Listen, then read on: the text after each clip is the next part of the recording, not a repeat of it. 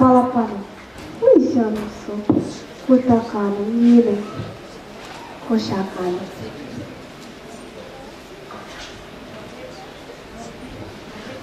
Балам, менің көрген күнім осы. Күндіз түні ел малының соңында жүремін. Сен осындай күнді көрмесін деп, сен ер жеткенде ел намысын қорғайтын азамат болсын деп, сенің атыңа қайрат қоямын. Сенің атың қайрат, сенің атың қайрат, сенің атың қайрат. Қайратым менің, атаңның баласы болма, адамзаттың, халқыңның баласы бол жаным. Арыстандай айбатты, жолбарыстай қайратты, батыл бол, ғұмырың ұзақ болсын. Қараш, өзі ерекше туғанға ұқсайды. Жүзінде өмірге де құштарлық, айбаттылығы да бар сияқты. Бұлар бала бесігінен тіл көзін тасқан. Біздің баламыз ер жеткенде ел намысын қорғайтын азамат болар әлі. Әрине. Жүр ондай шайың дайын болса.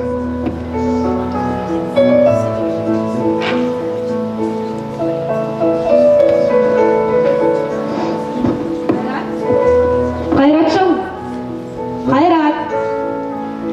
Тұра ғой балам енді. Әкең мал соңында жүріп, әбден шаршаған шығар. Барып жәрдемдесіп жібер. Қайырлы таң, анашым. Қайырлы таң. Әрине барам. Онда барып тез беті қолыңды жуа ғой. Жарайды. Анашым, мен әкеме барып жәрдемдесе берейін. Қайрат құлыным, мынадан ауыз істе ғой. Қолыңа дерт бермесін апа. Бәлішің соңында айдан екен. Қой, мен әкеме барып жәрдемдесейін. Бара ғой құлыным, бара ғой. Зулап бара жатқан ғұмыр-ай. Кешегі кішкентай ғана ботақаным енді міне жалын атқан жас жігітке айналып шыға келді. О жаратқан, балаларымды аман есен етіп, бәле жаладан сақтай көр. Аумин. Бәрібір оңқы дұрыс емес. Балам-ау, неге ашулысың? Бір жағдай болды ма? Апа, Қайрат үнемі мен емес, менің қарсыластарым жақтайды. Жаңа мектепте бір баламен сөзге келісіп қалып едім. Қайрат мен жаныма келіп, сенің мұның жарамас деп, ана болан жөне қоя бер. Апа, неткен сұмдық, келіспеймін онымен. Айтыңызшы апа. Қоя ғой. Әділдікке көз жұмып қарауға болмайды. Әрине, сен менің баламсың. Бірақ жаңағы жерде сенікі теріс. Бәрін жұдырықпен шешуге болмайды. Ақылға салып ойлану керек. Ой, қойшы Қайрат, сен өмір сондайсың. Мен бір жақтаған білмеймін. Балам-ау, қойыңдар енді балалар. Қайраттың әділ айтып отырған сен мойындауға тиіссің ғой құлыным. Жаратқан-ай. О, әкешім келді ғой. Шаршадым. Мен барып шай қояйын. Отырыңыз әке, жайғасыңыз. Малшы өткен өмірім құрсын. Ұлдарыңды жоғары оқу орнына түсіріп, сендердің білім алғандарыңды көрге жазар еткен жаратқан. Әкетайым, неге сонша сары уайымға салындыңыз? Уайым емес, жай көңілім боса кеткені ғой. Қойыңыз енді әке, бәрі жақсы болады. Қайрат, Қайрат. Сәлем Айгүл. Айгүл, сәлем. Сәлемдердік ата. Амансың ба қызым? Ертең ұстаздар күніне шағын концертіміз бар еді. Қайрат екеуміз бірлесіп, қабырға газетін шығаруымыз керек. Қайрат біздің мектебіміздің комсомол ұйымының хатшысы емес пе? Соған Қайратты жіберсеңіздер екен. Бара қойыңдар. Жарайды екен, мен барып келейін. Ұстаздардың да еңбегін ақтау керек қой. Ал сен жаңағыдай тентектікті жасама. Түсіндің бе? Түсіндім аға. Әкешім, ал біз апамның ыстық бәрішіне дәм тартайық. Жүріңіз. Тарам. Қане, апа, әке, мұнда келіңіздерші. Не болып қалды? Наны қараңыздар. Ұлдарыңызды құттықтап қойыңыздар. Бірлік ауылындағы Киров атындағы орта мектепті жақсы бітіргені және қоғамдық жұмыстарға белсене қатысқаны үшін Рысқұлбеков Қайрат Ноғайбайұлы марапатталады. Ой құлыным, жарығым, өрсін кеңейе берсін. Жаманан бір жақсы ор, адам айтсан аңсыз деген осы. Құлыным-ау, көсеген көгере берсін алтыным. Қайрат, мұнаны қарашы. Әскерден шақырту қағаз келген сияқты. Есіктің алдындағы шарбақ ілкетті. Өзім жаңа көрдім. Оғыш тезірек. Әскер дейді? Несі бар? Әскери борышты өте ол ер азаматтың парызы емес пе? Дұрыс айтасың аға. Бұл жарқында дер кезінде келуін қарашы. 10 жылдық мектепті бітірген сол еді, енді міне әскерге де шақырып қағаз келіпті. Не дейін саған ұлым? Ешқашан ез болма, ер заматты жүгінді көтере біл. Құлыным ау, көзімді қарашығы сен едің. Сенсіз қалай болады екенмін? Анашым менің, анашым, сен ғана маған данасың, өзіме мәңгі панасың, жылама менің, анашым. Аға, өзіңнен үлгі алып жүрші едім. Отан алдындағы борышыңды абыроймен орындап келетініңе шүбәм жоқ аға. Қой, уақыт болған сияқты ғой. Екеуміз жиналайық, сені шығарып салайын. Жарайды анашым, көп ойымдай берме, денсаулығыңа да қарай біл. Сау бол.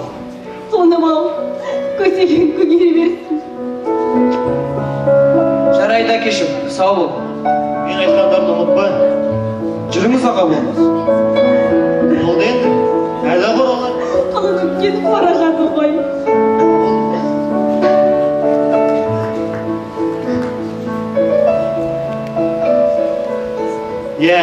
Арада біраз жылдар өтті. Қайратымыз әскери борышын өтеп, Алматыдағы Сәулет курс университетінің 1-ші курс студенті атанды. Ал кенже ұлымыз болса, политехникалық университеттің түлегі болды. Ал мына ел жұрт болса, малшының жоғары оқу орнына түстегенге әлі сене алмай жүр. Сенің ел жұрттан недей шаруаң бар? Сенің Қайратыңның көзіндегі жалындаған отты Мойынқұм ауылының бар жұрты байқаған. Қазір міне, сонау алып қалады студенттердің белсенді сатан жүр. Соған шүкіршілік айт. Шүкір. Болды кет. Сәлем бердік, апа, ата. Амансың ба? Сіздерге бір қуанышты жағдайдың Қуанышты хабар дейді. Нағыз ұлдарыңыз Қайраттан келіпті. Қайрат. Ай, жарығым, біздің көз көрмейді ғой, өзің оқыш сезінек. Сәлеметсің бе, анашым, сәлеметсің бе, әкешім. Өздеріңді қатты сағындым. Әскерді бітіріп, ізінен оқуға түсе салысымен, арада көп уақыт өтіп кетті. Білем, Алла жазса, өздеріне келемін. Ұлдарыңыз Қайраттан, жалынды сәлем. Солай апа, жақсы жаңалықтың жаршы деп, Қайраттың хатын айтпайсыздар ма? Мінекей, мынаны сақтап қойыңыздар. Аман бол, қызым. Рахмет, Сау қызым. болыңыздар. Аман бол. Айшал, Қайратымыздан дейді ғой, жүрш, екеуміз қайтара оқиық. Жүр. Балапаным, қошақаным менің. Арыстанмын, айбатыма кім шыдар? Жолбарыспын маған қарсы кім тұрар? Көкте бұл, жерде желмін гүліген, жер еркесі, жердің жөні кім сұрар? Қандай тамаша шумақтар дейсіздер ғой, айтпаңыздаршы. О, Қайрат келді ғой. Құрметті студент жастар, біз нағыз қазақтың жастарымыз. Мағжан Жұмабаев атамыз айтқандай, арыстандай айбатты, жолбарыстай қайратты, қырандай күшті, қанатты мен жастарға сенемін деген емес пе? Дұрыс айтасың, Қайрат. Ақын болмасақ та, ақындыққа жақын жастар біздің тобымызда да бар. Талант текке кетпесін десек, осында өлең қасиетін ұғатын жастарды жинап, мүшәйра өткізсек қалай қарайсыңдар? Мұның тапылған ақыл екен, Қайрат. Біздің арамызда елін, жерін сүйетін жастар өте көп. Кел, екеуміз бәсесейік, мүшәйра ұйымдастырайық. Сонда келіп түскен өлеңнің көбісі туған жер, туған ер жайында болатынына мен сенімдімін. Ой, онда айтасың-ау. Қайрат, осындай құлпырған қыздарыңыз бар да, ең алғашқы тақырып махаббат лирикасы болмай ма? Жарайды достар, қасиетті қара өлеңнің қадірі қай тақырыпта болмасын кемімейді. Тек қана жүректен шықса болғаны. Тұрсыңдар, ана жақта қонайықты тақтан алып, қолмен отырғалы жатыр. Қазақты біреу басқарады деген не деген сұмдық? Жүріңдер, жүр! Бұл не деген сұмдық? Қазақты біреу басқаратынды қазақ әлі өлген жоқ. Жүріңдер, намысын тапқа Дұрыс айтасың аға, жүріңдер!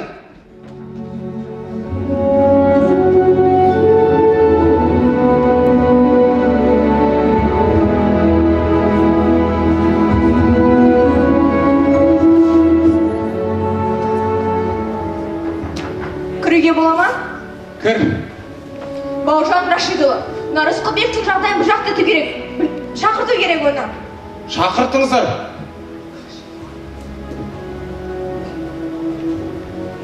Кіріңдер. Әне, өздері де келді, қараңызшы.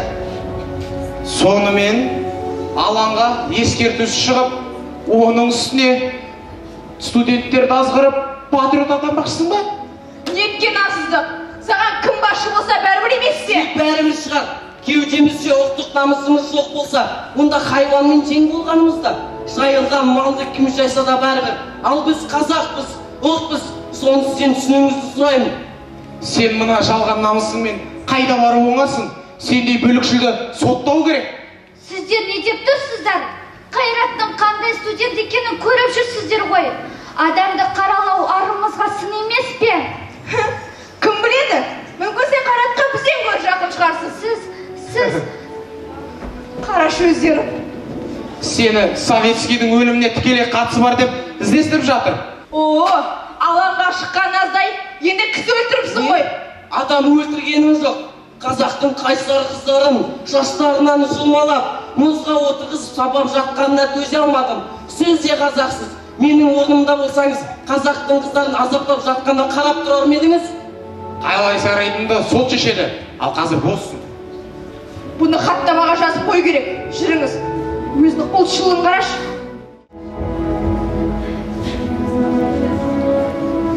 Алматы алаңындағы дүрбелең басылар емес. Колбинді тақтан тайдармақшы болған қазақ жастарының екпіні басылмады. Советскийдің өлтіріміне тікелей қатысы бар деген айыппен Сәулет құрылыс академиясының бірінші студенті Қайрат Рысқұлбеков Ноғайбайұлы іздестірілуде. Мұна разет етіптір. Ноғайбай, мұна разет етіптір. Бізді қылымызде қыстың түрішімен тұнда. Жоқ, өлтірген жоқ шығар. Жалған жала шығар. Бұл не депті? Бізді қаларымыз да барама.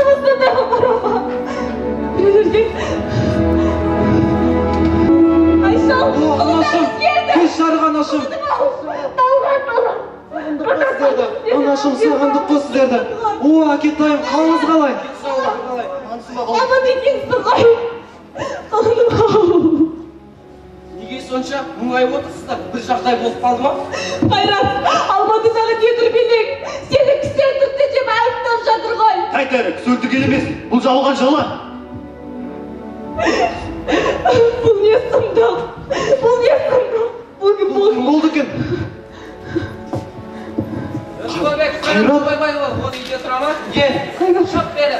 Сені Советскийдің өлтіргеніне Қайрат! Қайрат! Бәрі жақсы болады, апа, өтінемін сізден. Не дүрбелең? Әке, Алматыда дүрбелең болып жатыр. Ол ұрап. Әке, қойыңызшы, анашым. Жоқ, ол жала, кісі өлтіру мүмкін емес қой Қайраттан. Ондай шықпайды ғой. Анашым, жыламаңызшы, болды, өтінемін. Тұрыңызшы, анашым. Қайрат! Анашым, қойыңызшы, болды, анашым. Бәрі жақсы болады.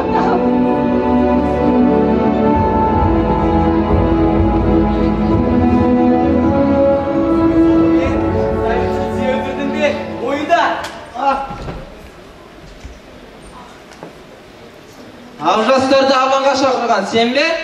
Мә! Мойында алмайды ғона сүлелек. Мойында дейм саған. Ей, саған 2 сағат береміз. Мойында. Ешкімді де өлтіргенім жоқ. Жала.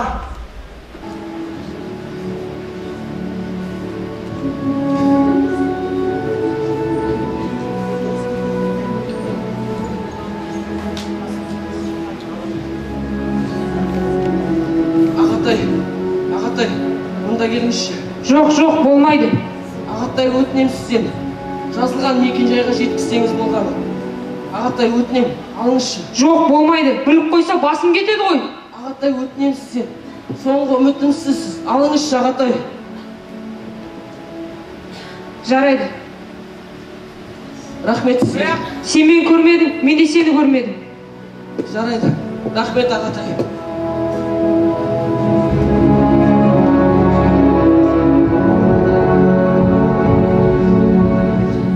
Мына иттің баласын жатқан түрін қарашы, тұр! Көре.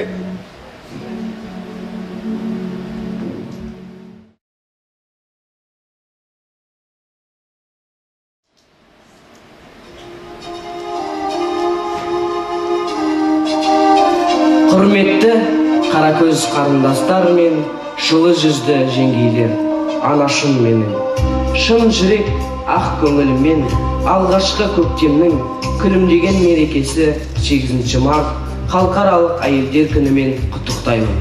Қамқоршы қайың және ағаларың, жәрдем берер жағаларың, қыздар үшін тар қапасқа келіп түсті тұлпарларың. Асыл анашым, мына хат сендердің қолдарына жетер жетпесін кім біледі. Егер де жетсе, сендерді жақсы көретінді айтқым келеді. Сенің ақ сүтіңді ақтай алмай кететініме өкінемін, әттең. Сен шымаған анашым, жаман еш нәрсе жасағаным жоқ. Кісі өлтірді деп жатқандары жала. Менің айыбым ұлтымыздың намысын таптатқым келмегені. Алаңға шыққан әрбір қызды өзімнің қарындасымдай көрдім. Оларды мұзға отырғызып, шаштарынан жұлып, үстеріне су шашқанда, ағатайлар көмектесіңдер деп құлын дауыстары шыққанда, ет жүрегім езілді. Уақыт өтер, бәрі өзгерер әлі.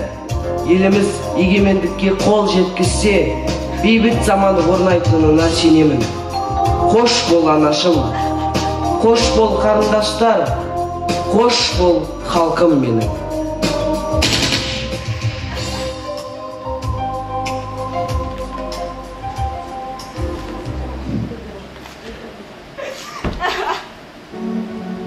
Отам, құлыным, кішкентай ғана балапаным.